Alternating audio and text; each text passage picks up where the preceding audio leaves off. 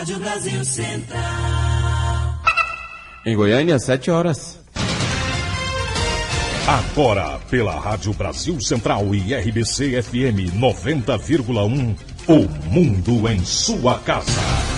O jornal falado de maior tradição no Centro-Oeste brasileiro. O Mundo em sua casa. A informação em cima do fato. Um mundo de notícias no começo do dia. O Mundo em sua casa tem a marca da Rádio Brasil Central e da RBC FM 90,1. Hoje é terça-feira, dia 12 de março de 2013. Bom dia a você, ouvinte. Bom dia, Gil Bonfim. Bom dia, Karine Pinheiro. Bom dia a você que ouve o Mundo em sua casa. O Mundo em sua casa. Você confere agora os destaques de hoje. Acusado de envolvimento na morte de radialista tem prisão revogada. Ministério Público pede a saída do comandante da PM. Polícia Gaúcha investiga ataque neonazista. Ministério Público do Paraná denuncia médica pela morte de pacientes em UTI. Começa a escolha do Papa. Atlético goleia Aparecidense 4-0 e tira Vila do G4. Esses e outros assuntos a partir de agora aqui no Mundo em sua casa. Agora são 7:02. O Mundo em sua casa. Tempo e temperatura. A previsão do tempo para hoje em Goiânia, de céu parcialmente nublado a nublado, com períodos de encoberto, com pancadas de chuva e trovoadas isoladas. A temperatura máxima pode chegar aos 30 graus. E a umidade relativa do ar fica entre 95% e 50%. Neste momento, os termômetros marcam 22 graus em Goiânia. O Mundo em sua casa. Manchetes dos jornais brasileiros. O Globo, trono vazio no Vaticano. Caderno especial, conclave começa com brasileiro entre favoritos. O estado de São Paulo, bancos são lenientes com crime de lavagem, diz Barbosa. Correio Brasiliense, 115 cardeais, um único papa. O mundo inteiro estará de olho hoje na chaminé da Capela Sistina. Valor econômico, partidos disputam cargos em 6 agências reguladoras. Estado de Minas, que o Espírito Santo os ilumine. Cardeais buscam inspiração divina para conclave de eleição do Papa que começa hoje. Jornal do Comércio, Igreja decide seu futuro. Começa hoje conclave que escolherá sucessor de Bento XVI. 0 hora, seca encolhe a economia do Rio Grande do Sul e reforça o papel da irrigação. Brasil Econômico, governo quer garantir o desconto da cesta básica para o consumidor.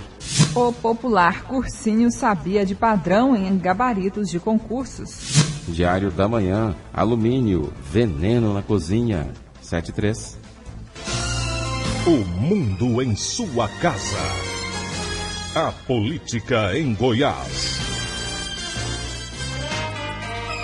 O governador Marconi Perillo participa logo mais às 11 horas da posse da nova diretoria da Associação Goiana dos Municípios. A solenidade será no Parque de Exposição Agropecuário de Goiânia. E o governador prestigiou ontem a posse do novo Procurador-Geral de Justiça, que substitui Benedito Torres do Ministério Público de Goiás.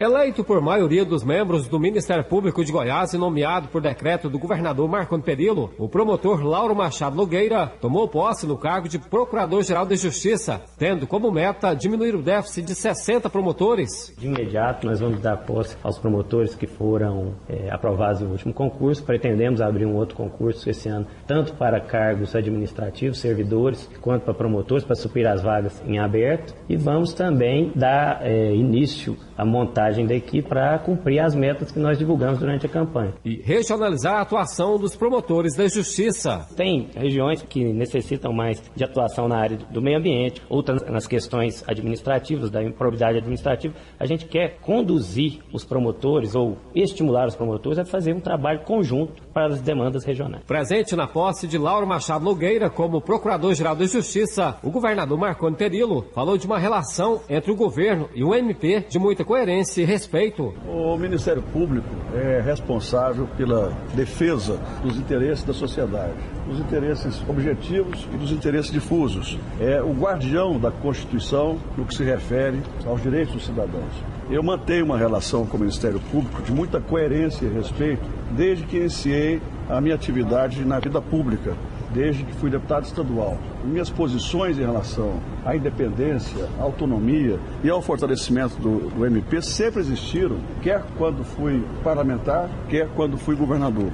E também, na oposição, no governo, eu sempre guardei essa posição de coerência e de respeito à instituição. Nos últimos 2 anos, o Ministério Público foi decisivo no enfrentamento do crime organizado e tramita no Congresso Nacional a PEC 37, que tira o poder investigatório do Ministério Público. A chamada PEC da impunidade é alvo de protesto das entidades nacionais ligadas ao Poder Judiciário. Jânio Rodrigues para o Sistema Brasil Central de Rádio. O Ministério Público de Goiás quer o afastamento imediato do coronel Edson Costa Araújo do cargo de comandante-geral da Polícia Militar de Goiás. Segundo apontado na ação do Ministério Público, em novembro de 2011, o então secretário de Segurança Pública retirou o coronel de sua aposentadoria e o nomeou para o cargo. Os membros promotores argumentam, contudo, que a carreira de policial militar é privativa do pessoal da ativa. Dessa forma, o coronel não poderia sair da inatividade para voltar ao serviço ativo e comandar a corporação. E o deputado destaca a importância do ambulatório médico de especialidades.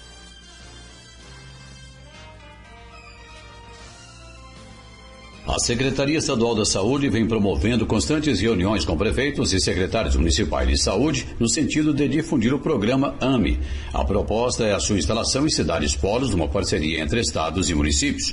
Em discurso feito da tribuna da Assembleia Legislativa, o deputado Hélio de Souza do DEM, que é médico e ex-secretário estadual da Saúde, destacou a sua importância. Com a implantação de um programa chamado Ambulatório Médico de Especialidade, que vai contemplar praticamente todas as especialidades médicas para que o cidadão, de uma maneira então descentralizada, não terá que vir a Goiânia, mas nas regionais, aonde temos as regionais de saúde no estado, que são as maiores cidades, em número de 15, para permitir que ali ele tenha um local em que todas as necessidades de exames sejam feitas e o diagnóstico definido. Então, é um momento importante porque descentraliza, vai reduzir de uma maneira drástica o encaminhamento de pessoas do interior para a capital e vai facilitar para o cidadão que o mais próximo de sua casa ele possa fazer o diagnóstico da doença que está afetando. Para a sessão de hoje à tarde estão previstas as votações de 15 matérias de autoria do Executivo, algumas delas em segunda e última votação. Projetos de autoria dos parlamentares também estão na pauta. Dentre os projetos em tramitação na Casa de autoria dos deputados, encontra-se um do deputado Elias Júnior do PMN e que torna obrigatória a publicação dos editais de concursos públicos também em braille, facilitando os deficientes visuais ao acesso à informação. Com certeza é importante, porque nós sabemos que nós estamos num estado onde a acessibilidade a todas as pessoas é primordial. E ao prestar um concurso público, o deficiente visual precisa estar muito bem informado e ter em mãos esse edital que possa ser lido por ele mesmo. Então apresenta esse projeto aí para garantir esse direito ao portador da deficiência visual. Um projeto que vem atender uma grande parcela da população do nosso estado. Libório Santos, Sistema Brasil Central de Rádio. 7-9. Frente Nacional de Prefeitos realiza evento em Goiânia.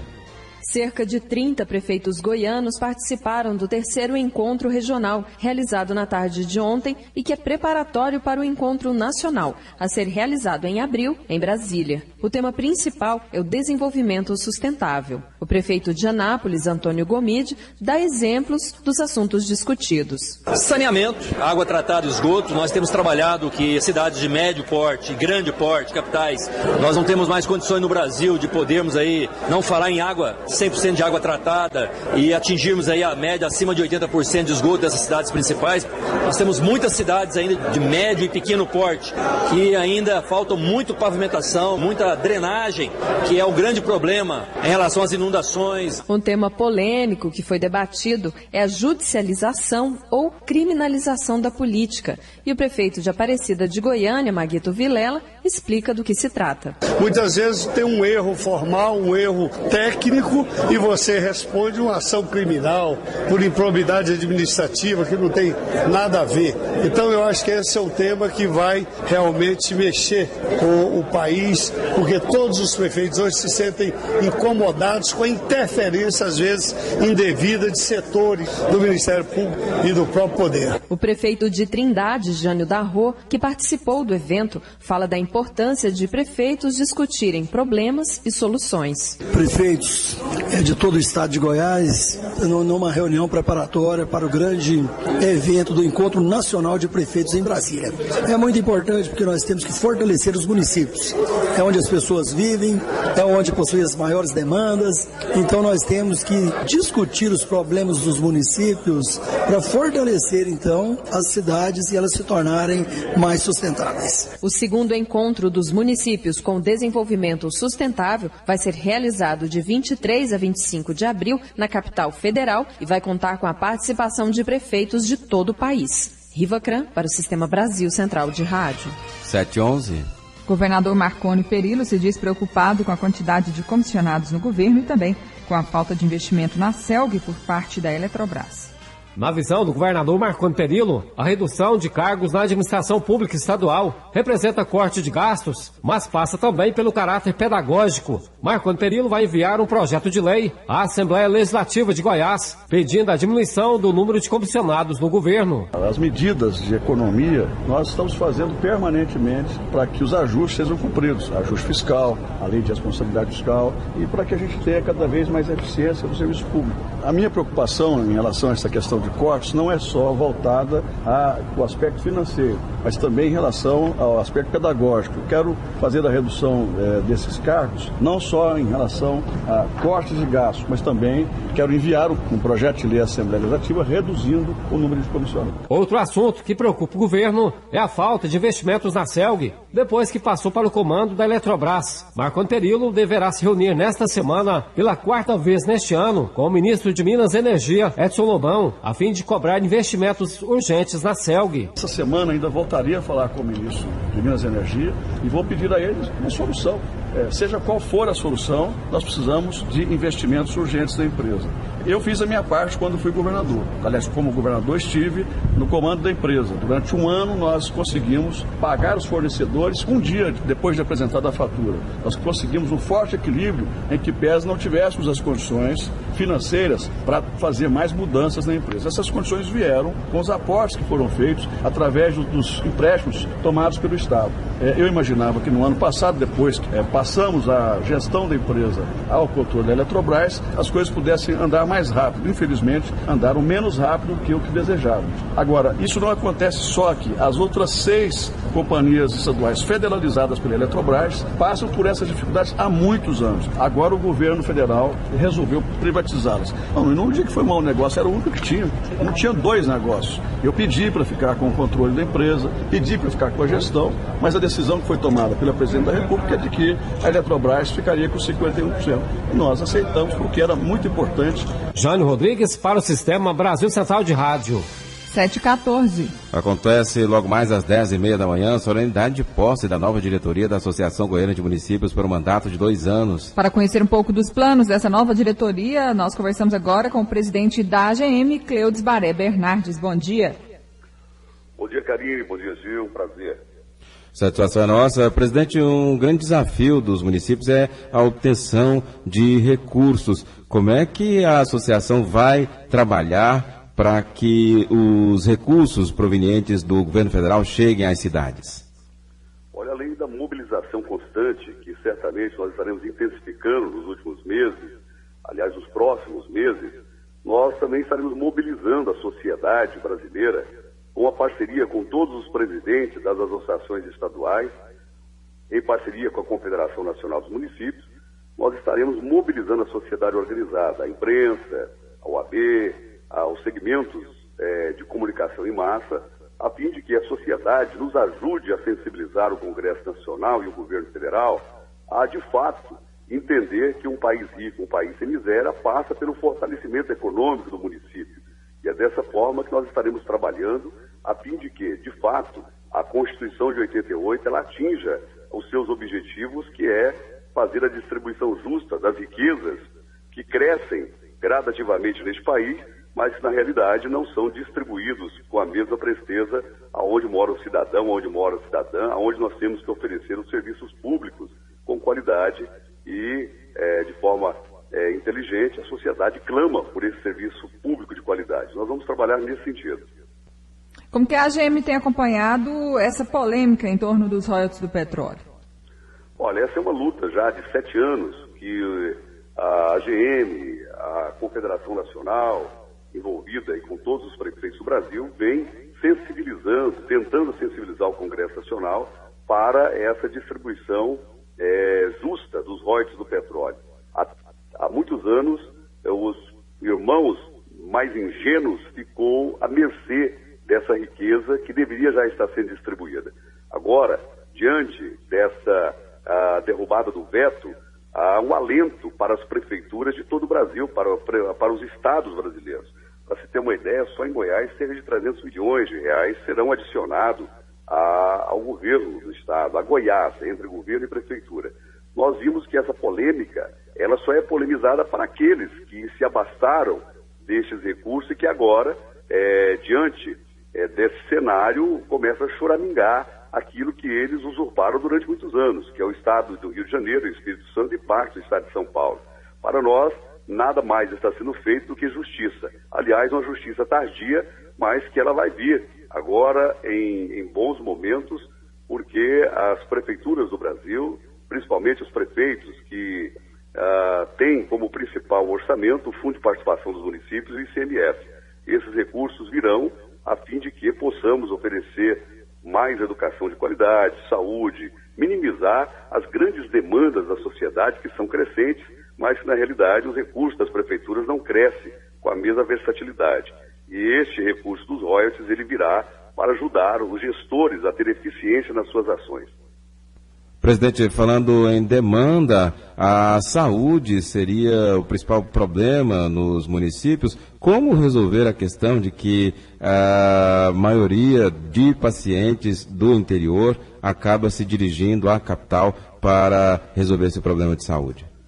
Olha, na realidade precisa regionalizar esses atendimentos de saúde. O governador Marconi Perillo tem caminhado nesse sentido, com o URSO na cidade de Santa Helena, agora com o Hugo II na região noroeste de Goiânia e também com a construção de mais uma unidade hospitalar na região norte e nordeste do estado.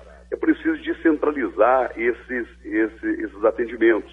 Para isso, tanto o governo do estado quanto as prefeituras, nós temos que cada vez mais cultivar a cultura do associativismo, do cooperativismo, nós criarmos consórcios intermunicipais em parceria com o governo e implantar as policlínicas, implantar os hospitais, a fim de que a ambulância-terapia, como é conhecida nesse país, e aqui em Goiás nós conhecemos bem essa questão, diminua drasticamente e os pacientes eles têm um atendimento regionalizado com especialidades.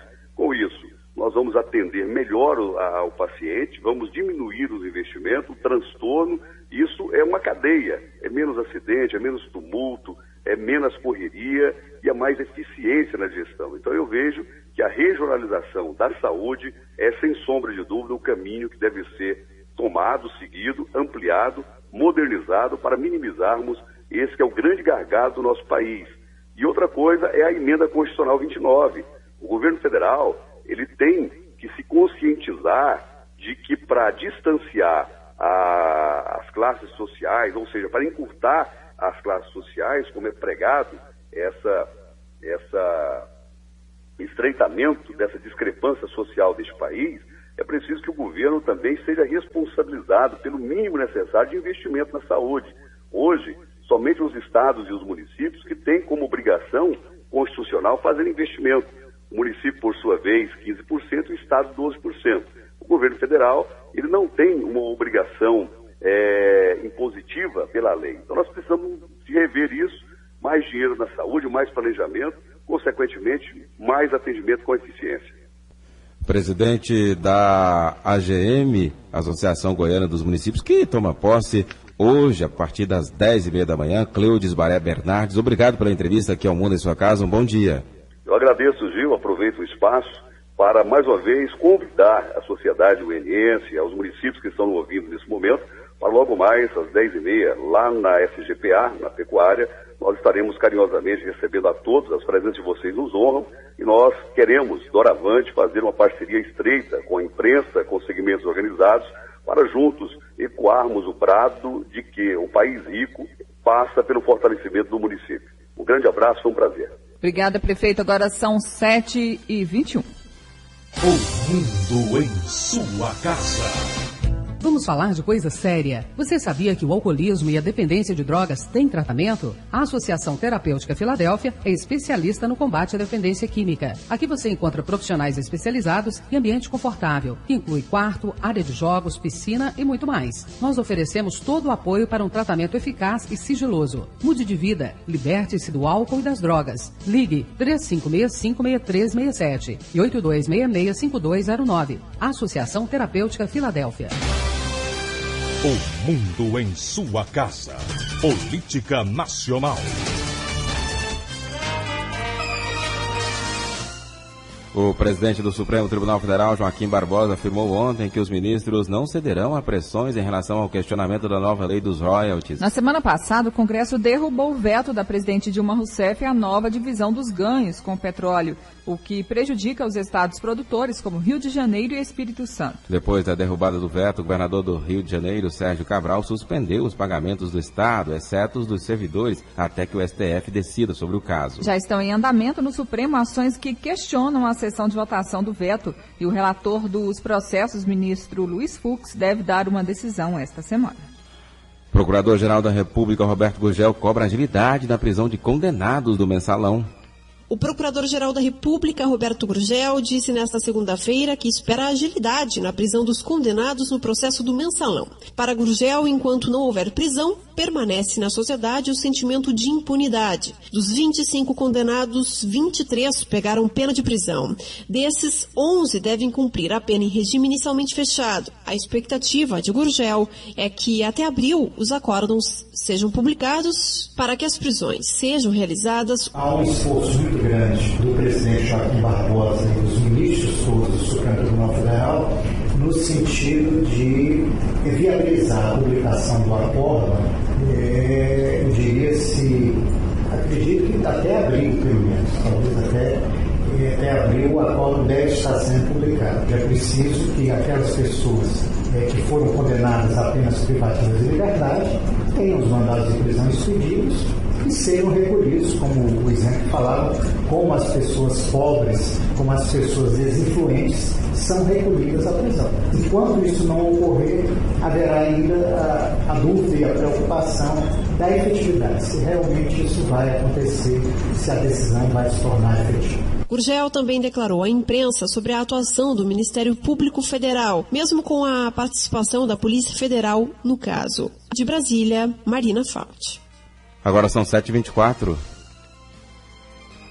Os cardeais que vão escolher o novo Papa participaram ontem do último dia de reuniões antes da eleição. Exatamente um mês depois do anúncio de Bento XVI, que surpreendeu o mundo, a disputa pelo trono de São Pedro se afunila. E surgem dois favoritos, o italiano Ângelo Scola e o brasileiro Odilo Scherer. No 10º e último encontro preparatório, os cardeais se concentraram em definir o perfil do futuro pontífice e voltaram ao assunto das finanças da Igreja Católica. O Vaticano foi duramente afetado nos últimos anos por indenizações pagas a vítimas de padres pedófilos. No fim da tarde de ontem, todos os envolvidos na eleição participaram da cerimônia de juramento na Capela Paulina. O cardeal Joseph Ratzinger foi eleito em apenas 24 horas em 2005, numa das votações mais rápidas da história da Igreja. Agora, no entanto, é quase um consenso que o conclave não deve terminar rápido. Segundo a imprensa da Itália, os 115 religiosos votantes estão divididos em dois grupos. Os que apoiam o arcebispo de Milão, Ângelo Scola, e os que defendem o nome de Dom Odilo Scherer, arcebispo de São Paulo. O jornal La República apontou que nem todos os 5 brasileiros estão ao lado de Dom Odilo e citou que o arcebispo de São Paulo perdeu a eleição para a presidência da Conferência Episcopal do Brasil há 2 anos. Os funcionários do Vaticano que vão ajudar no conclave prestaram juramento. Todos os que poderão ter contato com os cardeais durante a escolha do novo Papa prometeram manter segredos sobre o que vai acontecer na Capela Sistina a partir de agora. Ascensoristas, cozinheiros, faxineiros e outros ajudantes participaram da cerimônia na Capela Paulina, no Vaticano, antes de se recolherem. Assim como os cardeais, eles também ficarão incomunicáveis. Agora são 7h25. Ainda no noticiário de política internacional, o presidente interino da Venezuela, Nicolás Maduro, herdeiro político de Hugo Chávez, apresentou sua candidatura presidencial para as eleições de 14 de abril. O opositor Henrique Capriles, advogado de 40 anos, que também apresentou a candidatura, acusou o candidato do governo de mentir sobre a morte do presidente e de usá-la para fazer campanha política. Agora são 7h26. O mundo em sua casa. Olá. Meu nome é Rádio Brasil Central AM. No dia 3 de março de 1950, eu nascia. Ainda me lembro bem. Era uma sexta-feira que ficaria marcada na história do rádio brasileiro.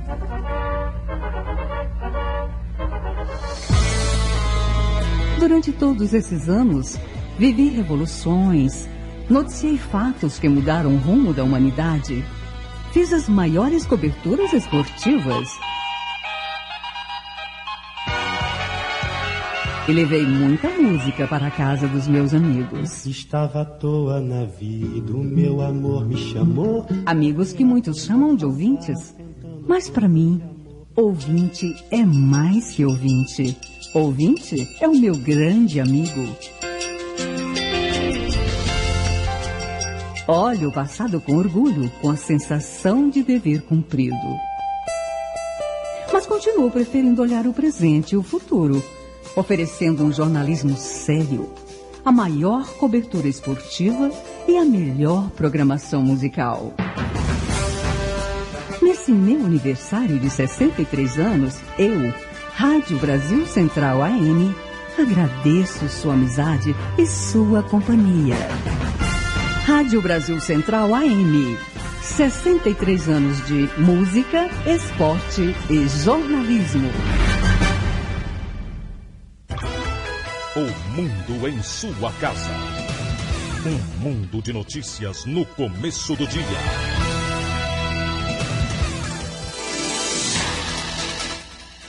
Agora são 7h28. Participação ao vivo do repórter Libório Santos. Bom dia. Bom dia, ouvintes da Brasil Central. E agora o nosso giro pelas rodovias goianas que cortam todo o estadão de Goiás. As últimas 24 horas, nós tivemos 20 acidentes, 19 feridos e uma vítima fatal. O acidente mais grave foi uma colisão frontal ontem por volta das 4 da tarde, na GO 080, quilômetro 46, entre Nerópolis e Petrolina, deixando um morto e 7 feridos. Gol placa NLQ 5748 de Ipiranga. Alilson Manuel Amâncio de Oliveira, vítima fatal. Luciana de Moura Marinho com lesões. Valentina Moura Marinho também lesionada. O segundo veículo, um Corsa placa CRL 7709 de Goiânia. Marco Nunes de Oliveira, Mônica Ferreira de Almeida, Ian Lucas Almeida de Oliveira, Pedro Henrique Almeida de Oliveira, Levi Almeida de Oliveira, todos saíram com lesões e foram encaminhados ao Hospital de Urgências de Goiânia. Segundo informações do Batalhão Rodoviário, chovia muito no local do acidente e o causador do acidente foi exatamente o Corsa que tentou fazer uma ultrapassagem. Libório Santos, Sistema Brasil Central de Rádio. Urbano Carvalho Malta, um dos acusados de envolvimento no assassinato do radialista Valério Luiz, teve a prisão preventiva revogada nesta segunda-feira. Ele era funcionário do cartorário Maurício Sampaio, que é acusado de ser o mandante do crime ocorrido no dia 5 de julho do ano passado. Segundo o desembargador Gerson Santana Sintra, que concedeu a liminar, não há nos autos elementos que demonstrem a real necessidade da prisão cautelar. O Urbano, entretanto, terá de comparecer mensalmente ao juízo da 2ª Vara Criminal de Goiânia para informar e justificar suas atividades. Ele também não poderá se ausentar da comarca por mais de 3 dias sem autorização judicial ou manter qualquer tipo de contato com as testemunhas ou denunciados arrolados na ação penal. Ele terá ainda de entregar o passaporte no prazo de 24 horas e de se recolher em casa após as 10 da noite nos finais de semana. Presa, mãe acusada de morder e espancar a filha de apenas 3 anos.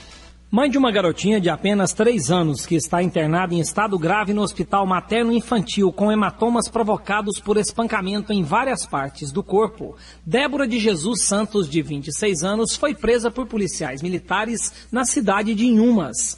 Encaminhada para a Delegacia de Proteção à Criança e ao Adolescente de Goiânia, a acusada confessou as agressões para a titular daquela especializada, delegada Renata Vieira. Vai ser indiciada pelo crime de lesão corporal grave, resultante de perigo de vida, né, cumulado com a violência doméstica, que isso pode chegar a uma pena de até 8 anos. Em virtude dela ter agredido a própria filha, ela confessou o crime. Ela primeiro bateu na criança com um cinto e mordeu o bumbum da criança. E, segundo as palavras dela, ela mordeu com força, com raiva e para machucar. Né? Em seguida, ela foi na área externa da residência para pegar uma madeira para bater na criança, quando a criança veio atrás dela pedindo perdão, porque a criança tinha vomitado e tinha sujado a roupa que ela tinha acabado de tomar banho. E veio pedindo perdão, no que a mãe empurrou ela com muita força na cozinha e a criança chegou a bater as costas numa cadeira de ferro. Ela disse que também usou muita força nesse momento. Depois ela pegou uma ripa de madeira e bateu na cintura da filha. O fato de não demonstrar arrependimento pelas agressões chocou os policiais da DPCA. No sábado, quando ela foi ouvida por mim, ela não mostrava nenhum arrependimento, não chorou. Né? Hoje ela está mais, eu acho que depois dela ter conhecido a cela prisional, então ela está mais arrependida, mais chorosa. Mas no momento, assim, eu não vi nenhum remorso de mãe nela, não. Sinceramente, não vi, não. Presa por força de um mandado de prisão preventiva, Débora de Jesus será encaminhada ainda hoje para a casa de prisão provisória, onde deve permanecer detida até o julgamento. Aulus Rincon para o Sistema Brasil Central de Rádio. Agora são 7h32. Policiais do Batalhão Rodoviário, na GO 070, apreenderam no início da noite de ontem um Honda Civic clonado, que era conduzido por uma advogada que não teve o nome divulgado. Ela foi levada ao 5º Distrito Policial de Goiânia, onde foi autuada por receptação de veículo roubado. Os policiais informaram que a mulher não apresentou um comportamento suspeito, o que demonstrou surpresa quando foi verificada a origem do automóvel. Ela alegou que comprou há pouco tempo o Honda Civic e acreditava que o veículo era legalizado. 7h33. Cresce o número de menores infratores em Aparecida de Goiânia. Os jovens com idade inferior a 18 anos estão cada vez mais envolvidos em crimes. De acordo com a Polícia Militar, somente nos 2 primeiros meses deste ano, a apreensão de menores em Aparecida de Goiânia cresceu 238% em comparação com o mesmo período de 2011. Das 214 pessoas flagradas praticando roubos, tráfico, furtos e outros crimes, 61 tinham envolvimento de menores de 18 anos. De acordo com o comandante do 2º CRPM, Coronel Silvio Benedito Alves, os números preocupam. Ele afirma que esses infratores estão cada vez mais violentos. Ele culpa a legislação. A legislação branda, que é a questão do Estatuto da Criança e do Adolescente, o ECA, que o menor tem certeza da sensação da impunidade, porque a pena máxima lá é 3 anos de internação. Vamos que um menor de 14 anos cometa um crime. Com 17 anos ele já está livre para cometer outros crimes. Além do que o menor, ele não tem antecedentes criminais. Então quando ele fazer 18, zera tudo no dossiê dele, na vida criminal dele. E cada dia mais esses menores são cooptados por maiores para que eles assumam os grandes crimes, assalto, formação de quadrilha, bando aí, porque o maior não vai assumir o crime, o menor assume, não fica muito tempo detido e vai para as ruas cometer mais crimes. Nossos legisladores temos que pensar aí, os nossos deputados federais, senadores, essa questão de mudança na legislação penal em relação ao menor. Apesar do grande número de ocorrências, a Aparecida de Goiânia não conta com um local apropriado para a internação de menores infratores. Os jovens apreendidos são levados para a Delegacia de Apuração de Atos Infracionais ou para o 1º ou 7º Batalhões da PM em Goiânia. Karine Pinheiro para o Sistema Brasil Central de Rádio.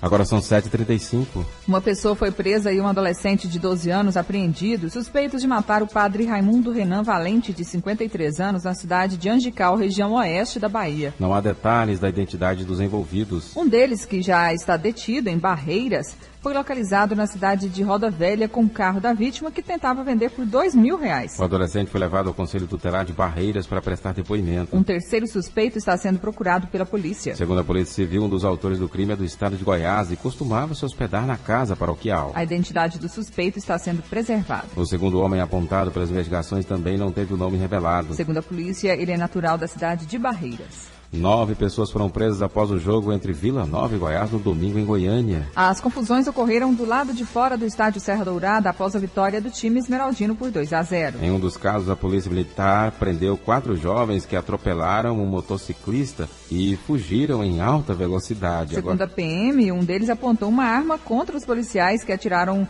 contra o carro e furaram um dos pneus. Os jovens jogaram a pistola fora e se entregaram. Os rapazes também estavam com uma porção de droga. A Guarda Municipal flagrou 5 torcedores do Vila Nova agredindo um torcedor do Goiás. 7h36. Cresce o número de roubo de motos em Goiânia, mas delegado vê aumento com ressalvas. Nas últimas semanas, a Delegacia de Veículos de Goiânia registrou um aumento de mais de 100% nos furtos e roubos de motocicletas na capital. Para o delegado Edson Carneiro Caetano, titular da Delegacia de Repressão aos Furtos e Roubos de Veículos Automotores, o aumento preocupa, mas os registros de falsas ocorrências também precisam ser investigados. A polícia vê uma ação estranha, porque na verdade todas as vezes que a gente faz umas blitz, mostra o poder da polícia, diminui esses índices de furto. Estamos com informações de que essas motos estão sendo furtadas, estão sendo levadas para outro estado. Bem como também estamos com consciência de que foi feita uma notícia também veiculada de que as pessoas que tiveram os veículos furtados ou roubados estariam isentos de cobrança junto ao Cefaz. O que acontece? A pessoa às vezes vende uma moto para outra, ele não transfere do nome e fica recebendo dívidas. Aí eles acham que vindo aqui fazendo uma falsa ocorrência vai safar da questão do procedimento contra o Cefaz. Já umas 3 pessoas nós fizemos no TCO, infelizmente depois confessaram que fizeram dessa forma. Então a gente trabalha também com o quê? Com o descaso dos donos de motocicleta. Tem pessoas que deixam a moto com chave na ignição, deixam moto destrancadas, deixam motocicletas na porta e entra para sua residência, tranca os portões e a moto fica do lado de fora. Então tudo isso facilita a ação dos bandidos. Algumas operações serão feitas aí no decorrer da semana? Foi feito semana passada, será feito essa semana, será feito semana que vem. Nós vamos estar sempre fazendo essas operações e agora nós vamos estar levando a proposta para o secretário para a gente fazer umas operações em conjunto também com a Polícia Militar para cuidar dessas ações. A falsa comunicação de furto ou roubo, ainda de acordo com o delegado, é crime. E mesmo que o acusado não fique preso pelo fato da pena ser branda, terá restrições com seu nome pelo resto da vida caso seja condenado. Aulus Rincon para o Sistema Brasil Central de Rádio. 7h38. O presidente da Agência Municipal de Meio Ambiente anuncia medidas para evitar novas irregularidades no órgão até que a investigação seja concluída. O Ministério Público Estadual de Goiás investiga na AMA denúncias de corrupção e tráfico de influência na liberação de licenças ambientais. A Operação Jeitinho foi deflagrada em 11 de janeiro deste ano. Cerca de 11 diretores e fiscais já foram afastados, como explica o presidente da agência, Pedro Wilson. O Ministério Público está apurando a controladoria e tomei posse e com a ação direta do prefeito Paulo Garcia, nós paralisamos tudo. Exoneramos todo mundo, correndo o risco, inclusive, de exonerar pessoas que estavam dedicando ao trabalho, mas para dar uma satisfação à população é muito importante que nós, administradores, tenhamos o respeito à população. Foram exonerados, primeiramente, todos os diretores, alguns, inclusive, fiscais. E agora estamos aguardando, né, o processo do Ministério Público, porque nós não podemos antecipar a decisão da Justiça. Já sabemos já de caso que algum daqueles que foram presos em janeiro e fevereiro continua o processo, ou seja, foi feita a denúncia contra eles e outros foram completamente inocentados. Além da renovação da direção, o presidente também vai alterar as gerências e deixar mais claro quais são as rotinas dentro da agência para que o cidadão que der entrada em um processo saiba qual é o caminho que deve seguir, sem precisar de intermediário. Pedro Wilson fala da necessidade de transparência nos processos analisados pela agência. Mas se eu assumo um cargo, eu tenho que cumprir. E aí nós vamos estabelecer rotina. Que as pessoas que chegar lá na AMA, ele olha lá e sabe os pontos. Tem gente lá que burla, dá entrada num processo, não entrega toda a documentação e fica parado. Entre as denúncias investigadas, há também a troca de multas por benefícios. Riva Cram para o Sistema Brasil Central de Rádio. 7h40. O menino menino de 9 anos que sobreviveu a uma chacina em Anápolis saiu da unidade de terapia intensiva. Ele estava internado há 21 dias no Hospital Evangélico Goiano, no município. O quadro do garoto agora é estável. Na madrugada do dia 18 de fevereiro, o irmão mais velho do menino, Rogério Lopes dos Santos, de 19 anos, matou a avó e outros 2 irmãos mais novos a golpes de enxada. Ele jogou os corpos na fossa da casa da avó e depois fugiu apenas de cueca. Agora são 7h40. Começam as obras do viaduto da Rua 88, esquina com a Marginal Botafogo. Por enquanto, o trânsito não vai sofrer grandes alterações.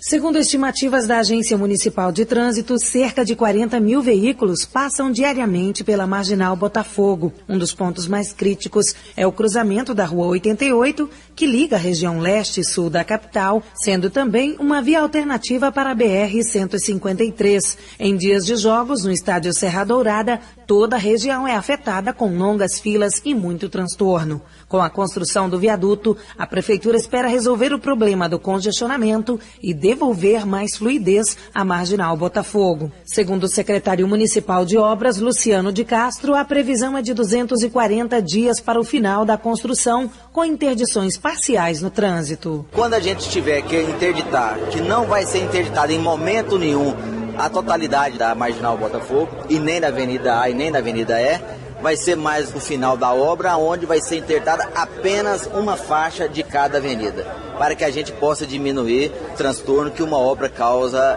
no trânsito. A obra foi orçada em 15 milhões de reais e deve ser entregue até o aniversário de Goiânia. Segundo o prefeito Paulo Garcia, outros viadutos devem ser construídos na Marginal Botafogo e em outros locais da cidade. Nós pretendemos ainda esse ano dar ordem de serviço para mais algum. Aqui na 136, também no cruzamento com a Marginal, nós temos um no Pedro do Vico, nós temos as 2 alças da Marginal, nós temos um viaduto na Goiás Norte com a Perimetral Norte. Portanto, nós temos diversos pontos que nós precisamos desestrangular. O presidente da Agência Municipal de Meio Ambiente, Pedro Wilson, admite que a obra vai trazer impacto ambiental, mas o projeto já prevê a compensação. Toda obra causa impacto ambiental. O que nós da Comurg e da AMA vamos fazer junto com a CEPLAN é fazer aquilo que a gente chama mitigar ou compensar. A cada árvore que nós retirarmos aqui, nós vamos plantar 4, 5, 6, para que a recomposição seja não só para manter o meio ambiente saudável, mas também para aumentar. De acordo com o projeto, os viadutos vão ser elevados, evitando a escavação do solo e preservando o curso atual do córrego Botafogo. Márcia Alves para o Sistema Brasil Central de Rádio. 7h43. A seguir as notícias do esporte. O mundo em sua casa. Eu peguei dengue 2 vezes. Foi horrível. Muita dor no corpo, febre. Fiquei de cama. Aí o quadro foi piorando, acabei indo pro hospital. E eu morri. É isso mesmo. Quem está falando é apenas um ator. Eu estou nesse comercial porque o Paulo Rodrigues não pôde contar a própria história. Ele morreu de dengue. Tire 10 minutos por semana para combater o mosquito. Elimine a água parada, realizando as ações que você já conhece. Em caso de febre, dor no corpo, nas articulações e manchas vermelhas na pele, procure uma unidade de saúde. Jamais tome remédio por conta própria. E se os sintomas piorarem, retorne ao posto de saúde imediatamente. Dengue mata. E se você não ajudar, ela vai matar cada vez mais. Todo mundo sabe como a dengue começa. E se você não ajudar a combater, a gente sabe também onde ela pode terminar. SUS, Secretaria de Estado da Saúde, Governo de Goiás. O mundo em sua casa. O jornal falado de maior tradição no Centro-Oeste brasileiro.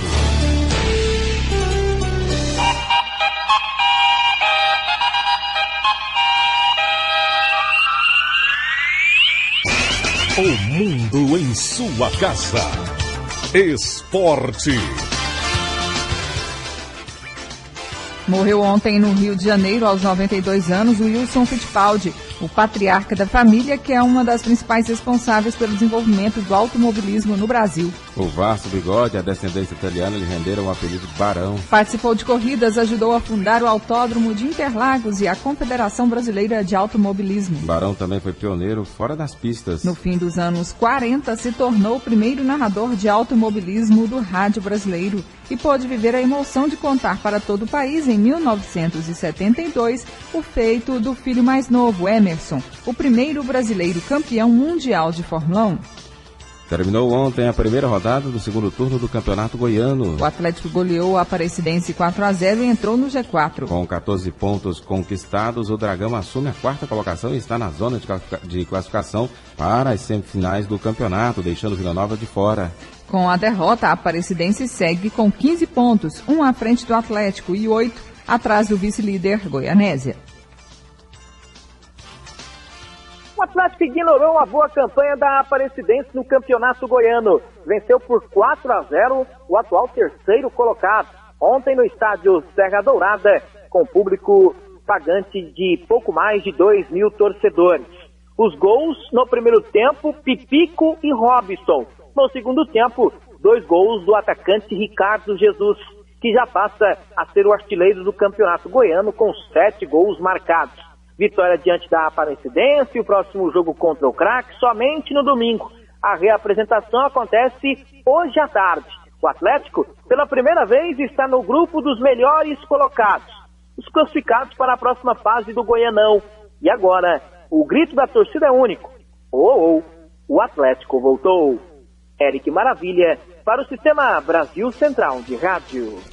O Goiás enfrenta o Atlético Paranaense em jogo amistoso.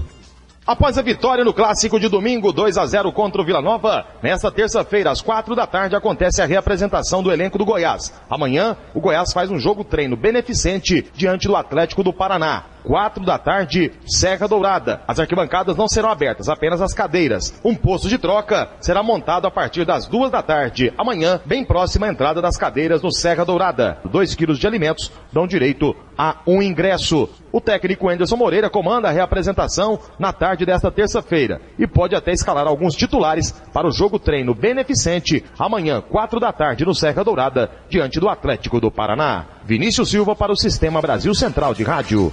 Vila Nova fecha o ciclo de contratações para o Goiano de futebol. A diretoria do Vila Nova apresentou na tarde desta segunda-feira a 23ª contratação para esta temporada. Trata-se do meio-campista Thiago Marim, jogador de 28 anos e que estava disputando o Campeonato Mineiro pelo Araxá. Segundo o diretor de futebol Mauro Murichita, inclusive promessa do dirigente, esta é a última contratação do Vila, pelo menos para este campeonato goiano. O técnico Dario Pereira ficou satisfeito com a contratação porque conhece o jogador que atuou pelo Atlético Paranaense, entre outras equipes. O Vila Nova treina nesta terça-feira em 2 períodos. O próximo jogo é domingo contra o Grêmio Anápolis. Humberto Castro para o Sistema Brasil Central de Rádio. 7h48. Do esporte é o que há. O mundo em sua casa. A informação em cima do fato. Secretaria Estadual de Saúde promove oficina de planejamento para discutir ações de saúde em todo o estado. A ideia é capacitar servidores da área técnica da Secretaria sobre métodos de planejamento com foco em resultados para a melhoria da saúde pública. De acordo com o superintendente executivo da Secretaria Estadual de Saúde, Alim Girardi, o desenvolvimento de políticas públicas adequadas para atender a necessidade de cada região em áreas específicas depende de planejamento estratégico. Para que você possa fazer um planejamento, você tem que saber aonde você está.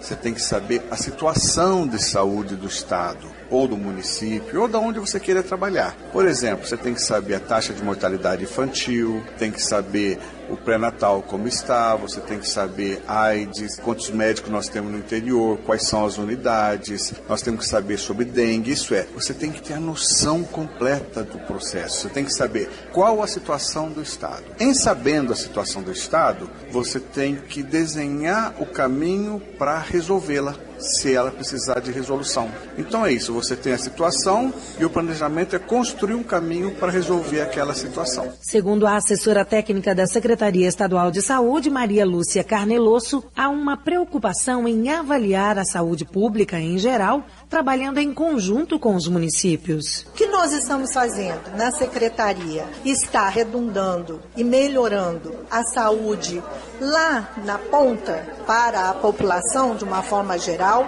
mas sempre entendendo que nós não somos os executores das políticas públicas. Nós temos que fazer isso em parceria com os municípios, mas também orientando os municípios para esse novo conceito de planejamento. A programação vai até a próxima quarta-feira no San Marino Hotel, em Goiânia. Márcia Alves, para o Sistema Brasil Central de Rádio. Agora são 7h50. O repasse para os consumidores da desoneração sobre a cesta básica e alguns itens de higiene vai começar nesta terça-feira. A informação foi confirmada pela Associação Brasileira de Supermercados. O corte de tributos foi anunciado pela presidente Dilma Rousseff na sexta-feira, durante as comemorações do Dia Internacional da Mulher. Segundo a associação, a redução de preços para a carne deve começar em 6%. Os demais itens da cesta básica devem cair cerca de 3%. Apesar de estar na lista de desoneração da cesta básica, o pão francês não fica mais barato para o consumidor, mesmo com a isenção de impostos anunciada pelo governo federal. Apesar de o pãozinho francês ter sido anunciado como um dos produtos a ser isento de cobrança de impostos federais, ele não ficará mais barato para o consumidor.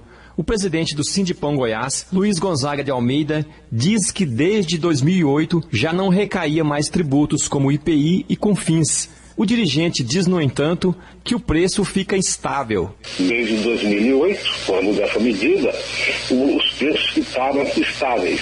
Logicamente tem outros custos, tem energia elétrica, tem mão de obra, mas o custo de impostos foi absorvido sem necessidade de repassar ao consumidor todos os outros custos que eram necessários. Nem mesmo a isenção de impostos sobre a farinha de trigo vai trazer reflexo positivo para o consumidor, confirma o presidente do Sindipão. De imediato não, porque ele já vinha embutido nisso. A farinha de trigo, as pré-misturas para pão, o pão francês na saída, todos desde 2008.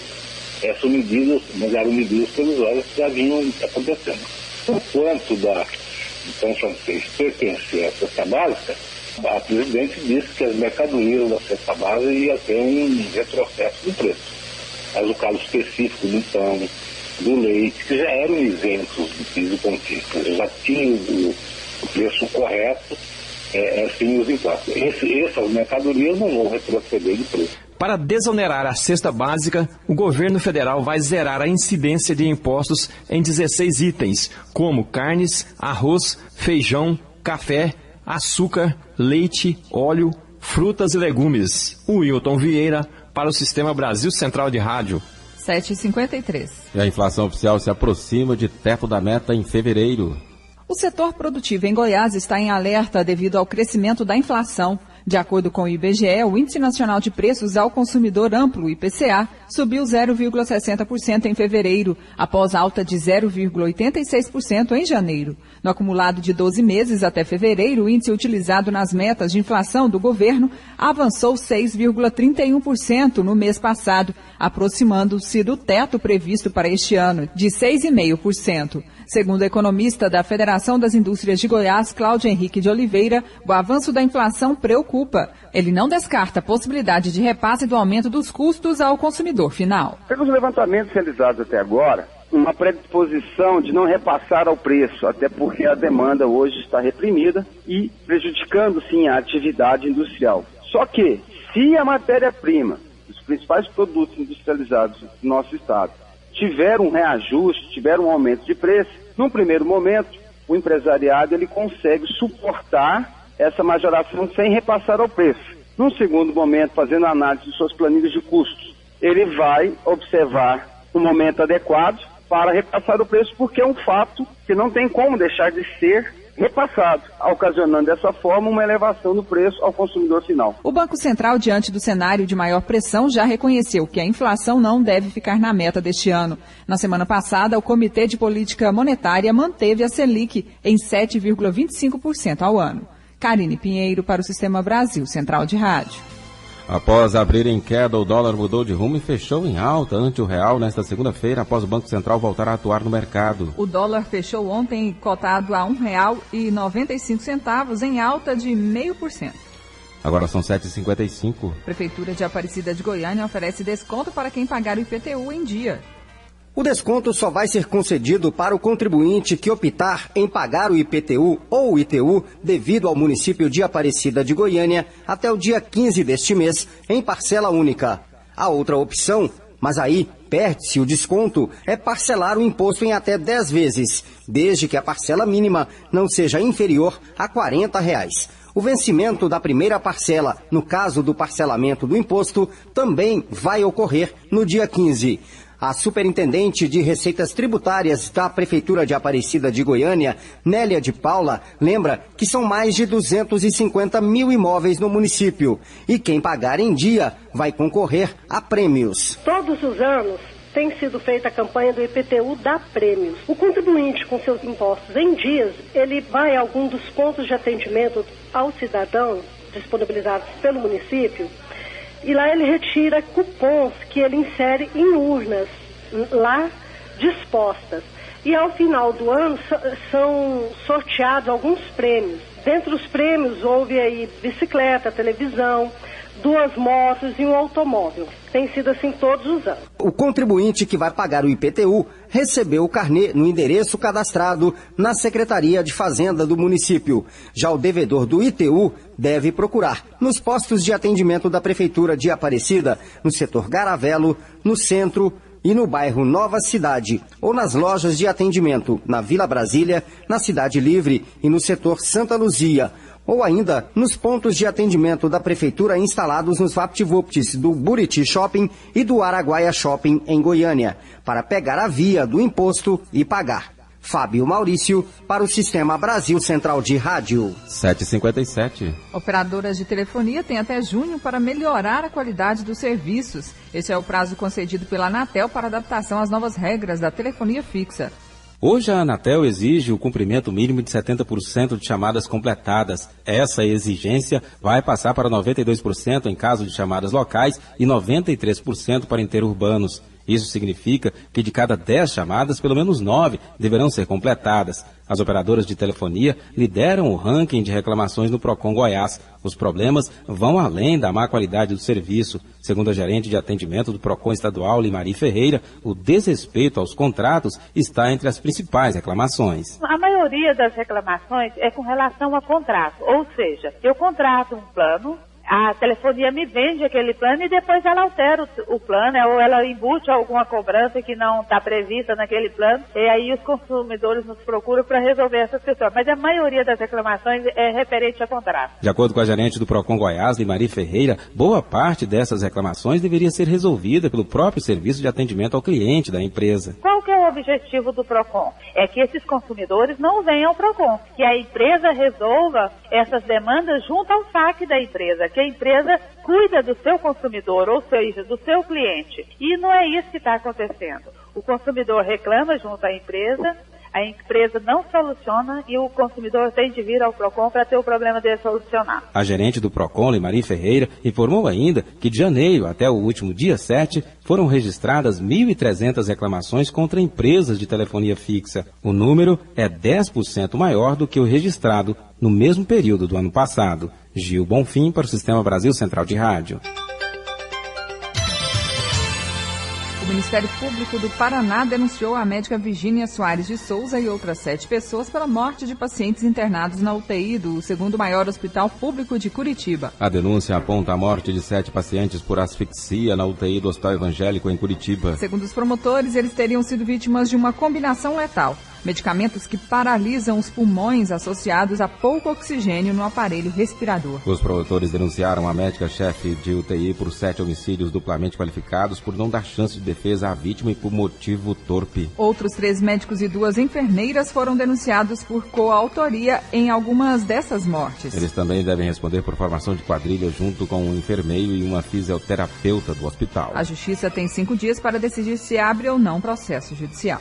Um ataque neonazista é investigado pela polícia em Porto Alegre. Um jovem foi esfaqueado por um grupo quando passava por uma praça. Henrique de Mello está internado em estado grave no hospital de Porto Alegre. Um rapaz de 26 anos foi esfaqueado na barriga por um grupo de neonazistas no fim de semana. Segundo as investigações da polícia, Henrique já fez parte do mesmo grupo neonazista. Mas há alguns meses tinha se afastado do movimento e esse seria o motivo do desentendimento e da agressão. Um rapaz se apresentou à polícia e confessou ter golpeado Henrique, mas vai responder em liberdade por tentativa de homicídio. Nos últimos 10 anos, a polícia investigou diversos grupos neonazistas que agem no Rio Grande do Sul e pregam o ódio a homossexuais, negros e judeus. Pelo menos 45 pessoas foram indiciadas. Em Goiânia, 8 horas e termina mais uma edição do Mundo em Sua Casa, que teve a apresentação de Karine Pinheiro e Gil Bonfim. Redação e edição Ada Mendes, Antônio Correia e Marcelo Cabral. Direção de estúdio Luzeni Gomes. Chefes de reportagens Ione Chagas e Almir Costa. Operação de áudio Otair José. Central técnica Ricardo Souza. Gerência do sistema de rádio Suede Barbosa. Direção de tele, rádio difusão Mabadia Lima. O Mundo em Sua Casa volta amanhã às 7 da manhã. Obrigado pela sua atenção e até lá.